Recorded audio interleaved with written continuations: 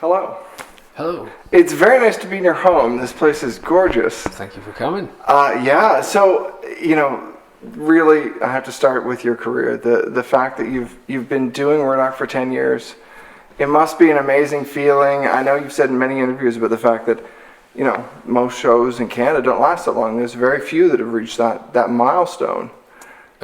10 years is a feat for any show anywhere. And yeah, I mean, it's a pretty great feeling to be part of that club. Did you have a moment where you realized how far Murdoch was going to go? Did you, not until the 10th season, or was there a point early on where you started to feel that momentum?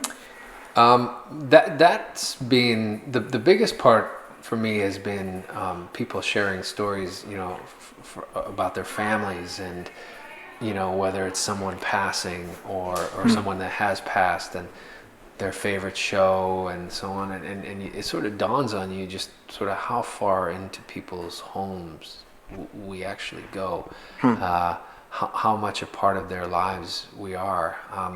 I look at entertainment a little bit differently because I'm in it, so I maybe don't have a similar view that someone who's a fan of any show does.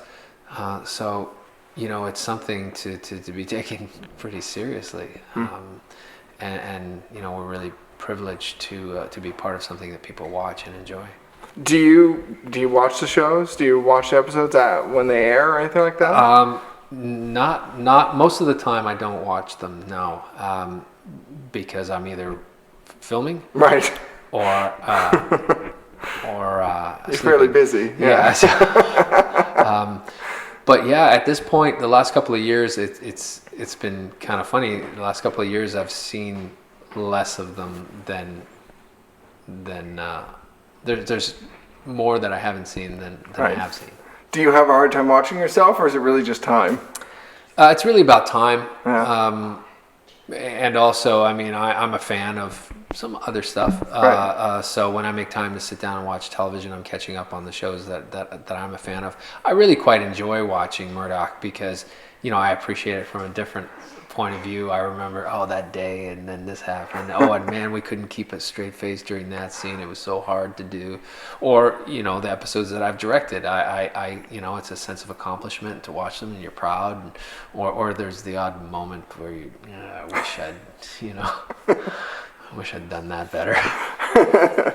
Do you have a different perspective now on the early years? Like, what does it feel like looking back on that time? Because I'm sure it must be vastly different, especially once the changeover happened between networks. Yeah, luckily the show as a whole has been running the same way it has from the beginning. Right. A lot of our key people are the same 10 years later. And the spirit of the show is pretty much the same. Right. Some stuff is different. I look a little different. Sometimes I look and I think, oh boy, I was really skinny when I started that show. And not in a good way. Or, sometimes I feel like I let my sideburns grow maybe a little too long and look weird. And you got to take all the good with the bad. It's a very entertaining show, and I don't think people look at the same things that I look at when they're watching it. How long do you want to see yourself doing Murdoch? I mean, I don't want to dampen. If it reaches 20, that's amazing. But do you have a point where it's like, do you start to feel that, or no? Just as long as you can do it, right? As long as I can do it, and as long as fantastic. People watch it. Yeah, right. You want to have it that it's still enjoyable, right? Yeah, it's got to be enjoyable. People, have to enjoy it. I mean, we're on top at the moment. We're the top Canadian drama in the country. It's a great feeling. If it were to start sort of waning and right. Heading for the barn, then I'd maybe have a different perspective. Right, and I mean worldwide. I mean it's fascinating to think of where other countries are. I mean, because many of them are still watching a few years behind, aren't they? Yeah. So it's fascinating to think the longevity, even in terms of years, that people will be watching it even, once you finish. I suspected that was a possibility when we started out. I had a lot of trepidation. You know, it was a period show. There were no period shows at the time. It's set in Toronto. But then I also thought, well, if this works, the shelf life on it will be huge. Right. It'll be the type of show that could go, you know, people will watch, you know, like Downton Abbey. People will watch that for decades. Yeah.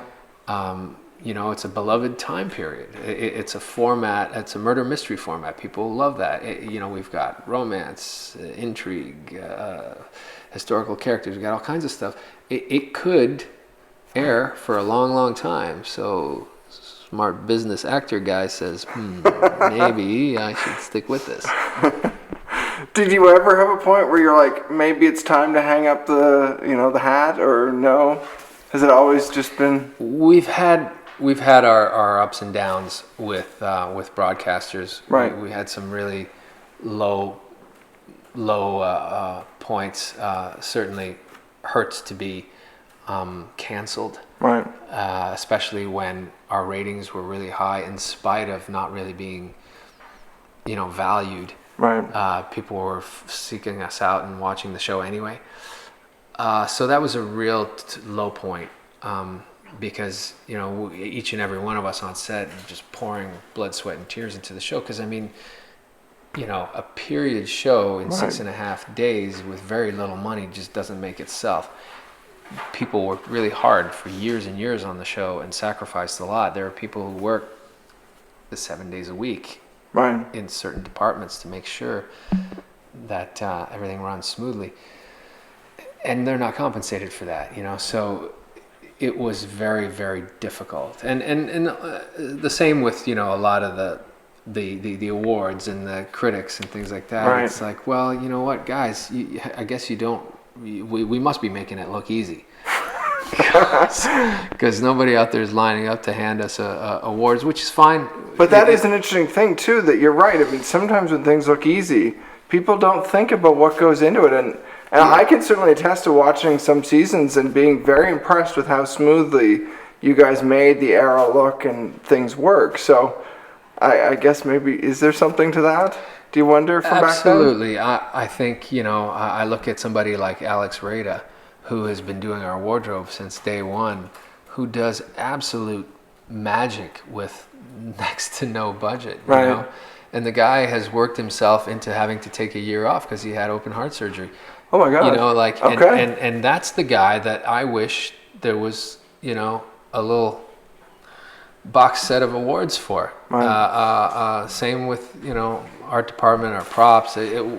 Everybody has just, you know, bent over backwards over the years on this show, and it's sometimes I kind of feel like it's not fair, but that's life. You know, we're not going to cry about it. We're too busy making great TV. And people certainly appreciate, I mean, they may not think about all the particulars, but they appreciate the show as a whole. I mean, I've talked to many people who are fans, and the glowing reviews, I've never really heard anyone say, oh, Murdoch, why would you watch that? No one says that. It's all you have praise. You have the most grizzled technicians that'll come in and work a day on the show, and hey, you think I could get a photo for my mom?